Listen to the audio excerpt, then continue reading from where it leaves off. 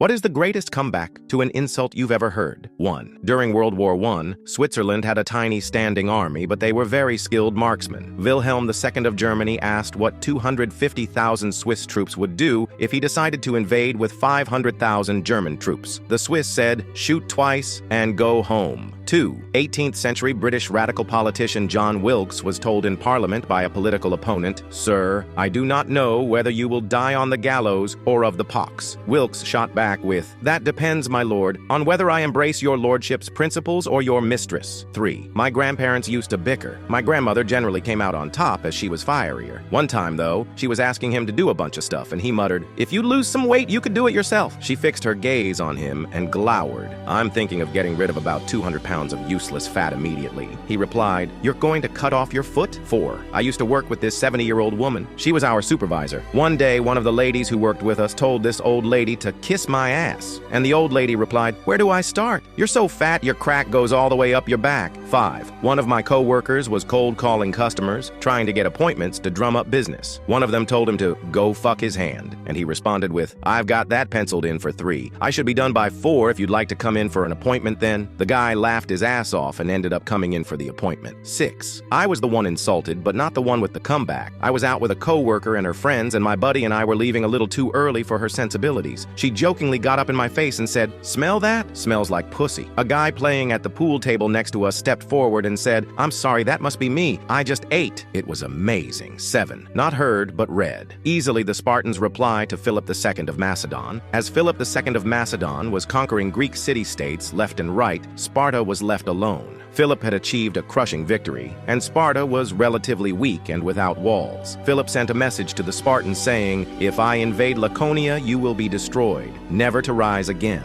The Spartans replied with one word, "If." 8. My grandma asked my cousin, who'd had lots of partners and 2 kids at this point, if she was ever going to get married. Cousin, "It's not the same nowadays. We don't buy cars without test driving them first." Grandma, "Yeah, but they don't let you put 100,000 miles on them either." Point goes to Granny. 9. A friend of mine was getting bitched at by these 2 identical twin girls in a class I had once. He replied with a troubling look on his face and said, "If you 2 are identical, how come only one of you is hot?" That dude played the long game, as those 2 girls looked rather perplexed for the rest of the session. 10. In high school, we congregated in our cliques around the benches. One friend was cracking his knuckles. He did this fairly often. Another friend saw this and remarked, "You pop your hands a lot. You must jerk off a lot." The friend that popped his hands immediately looked at him and calmly said, "You pop your jaw a lot. You must suck dick a lot." Weirdly enough, no one laughed. We all just shrugged and took it as a logical explanation. It's been over 20 years and I still think about the logic.